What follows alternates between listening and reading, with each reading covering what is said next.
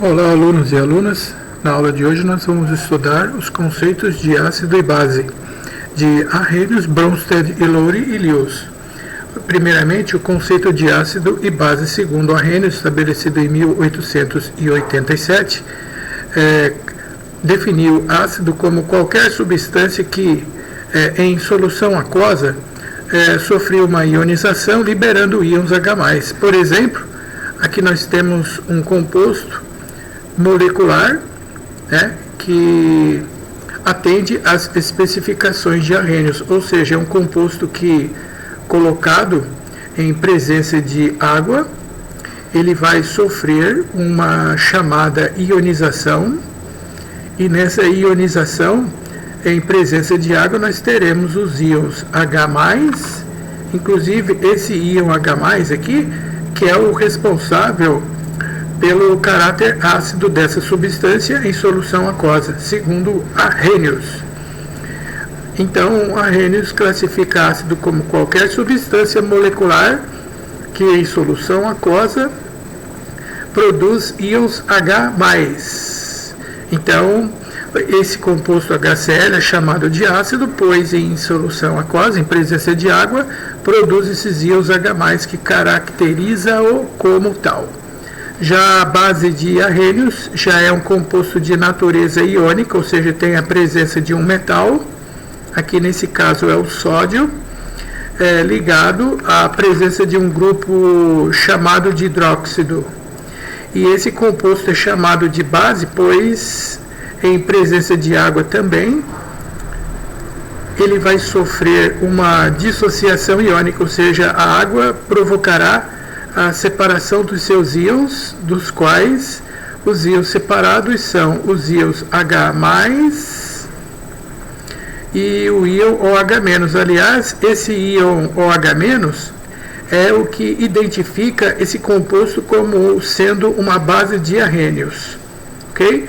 Então, ácido de Arrhenius é uma substância que em presença de água produz íons H+, e a base de Arrhenius é um composto que em solução aquosa produz ânions hidróxido, OH-. Essa é a identidade de um ácido e de uma base de Arrhenius.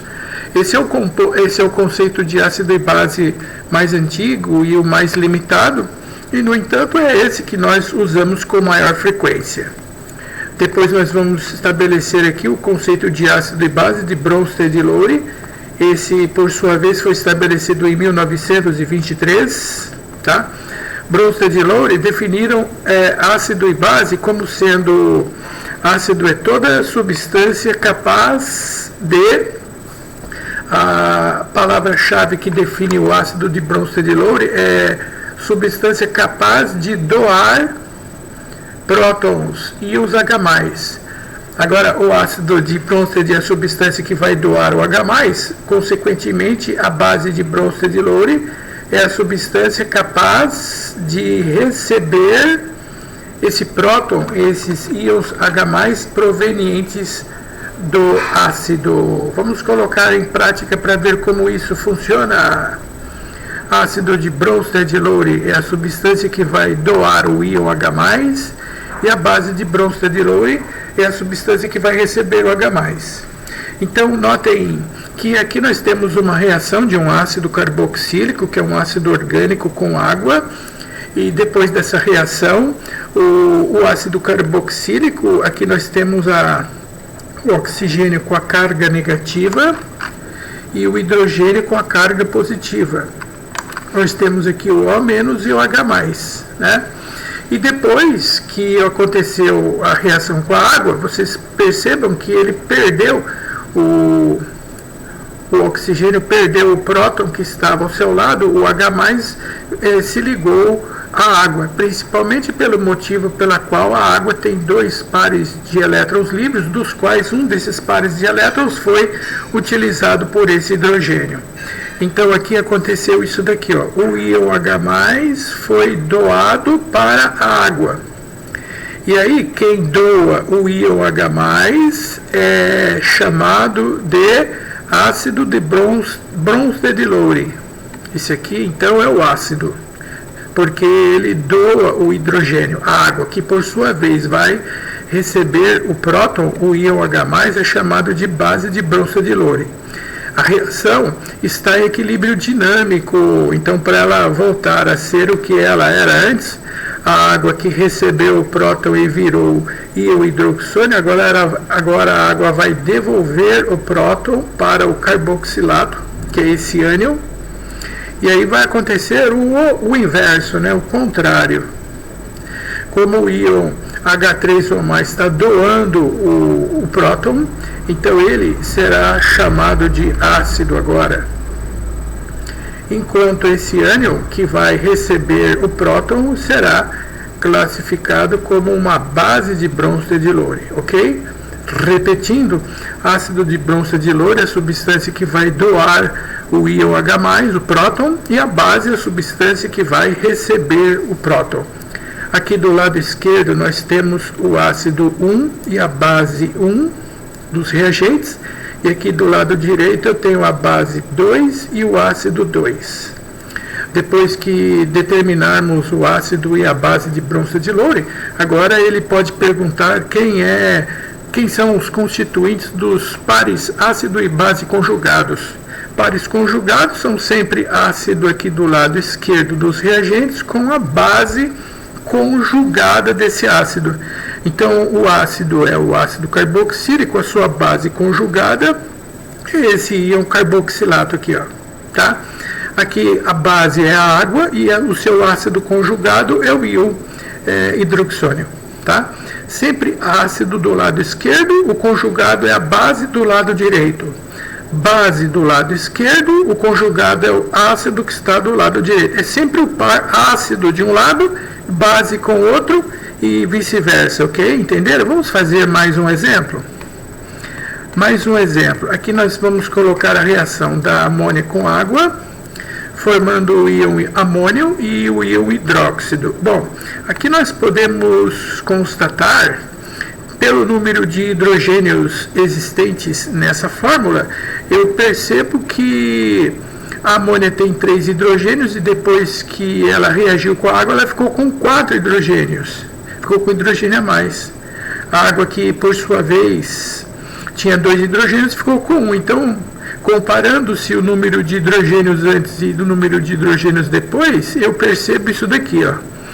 Eu percebo que a água foi a substância que doou o íon H+ para a amônia, mesmo porque a amônia, como vocês já bem sabem, tem o nitrogênio, que por sua vez tem o par de elétrons livres, e esse par de elétrons ele atrai esse hidrogênio proveniente da água. Agora, pela definição, quem doa o par de elétrons chama-se ácido.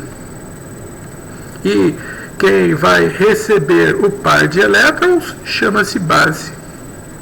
A base é a substância que recebe o próton e o ácido é a substância que doa o próton. Como a reação trata-se de um equilíbrio dinâmico, para a reação voltar a ser o que ela era antes, o íon amônio vai devolver o próton para o íon hidróxido, e aí ele volta a ser o que ela era antes, né? O amônio menos um hidrogênio vira amônia e o hidróxido com mais hidrogênio transforma-se em água. Quem doa o próton é chamado de ácido e quem recebe o próton é chamado de base. Ácido e base, segundo Bronsted-Lowry, também apresentam os pares conjugados. Aqui do lado esquerdo, nos reagentes, eu tenho base 1 e ácido 1. E aqui do lado direito dos produtos, eu tenho ácido 2 e base 2. Os pares conjugados são sempre o ácido do lado esquerdo, água, com a base conjugada, que é o hidróxido. Base do lado esquerdo, amônia, com o seu ácido conjugado, que é o íon amônio. Agora, se nós compararmos os dois exemplos que eu acabei de ilustrar, vocês vão perceber um detalhe importante. Observem os dois exemplos. Que detalhe que você pode concluir nessas duas reações? Que conclusão você pode chegar? Compare as duas. Que conclusão você pode chegar? sim, exatamente. A água, aqui na primeira reação, ela se comporta como uma base de bronçodilure porque ela recebeu o próton e transformou-se no íon hidroxônio. Já no segundo exemplo, a água doou o próton e se transformou em íon hidróxido. Dependendo da situação e da reação química, a água poderá ter um comportamento de um ácido ou de uma base, e essa substância é chamada por isso de substância anfiprótica. Anfiprótica porque ela tem um duplo comportamento, dependendo do caso, pode se comportar como base ou como ácido, ok? A água é uma substância que, dependendo da situação, pode ser transformada em ácido ou base, isso é que significa o termo anfiprótica, certo? Muito bem. Agora eu vou apresentar para vocês o conceito mais moderno dos três conceitos apresentados, o de Arrhenius, o de bronçodilure, e agora nós temos o conceito de ácido e base de Lewis. O ácido e base de Lewis, qual é o conceito? É o seguinte, vamos escrever aqui, que a base de Lewis é a substância capaz de, a palavra-chave aqui é doar um par de elétrons, e esse par de elétrons doado entre aspas vai originar uma ligação covalente dativa. Já a substância que vai receber o par de elétrons da base é o ácido de Lewis. Notem que esse conceito é muito diferente comparado com o de Arrhenius e, por exemplo, o de bronçodilure, né? Porque agora o Arrhenius era caracterizado pela presença do íon H+, e do íon OH-. Depois o bronçodilure diz que ácido é o composto que tem o íon H+, para doar, e quem receber o H+, é uma base. Agora Lewis se refere a pares de elétrons. Note nesse primeiro exemplo, o par de elétrons, ele está muito evidente aqui, ó, tá? Ele está evidente, caracterizando que ele está disponível para ser doado. Quem tem um par de elétrons livres disponível para ser doado é a base de Lewis. Base de Lewis. Já a substância que vai ser beneficiada, que vai atrair, que vai receber o par de elétrons da base é chamado de ácido de Lewis. E forma um complexo que esse, por sua vez, eu não defino ácido e nem base, somente nos reagentes.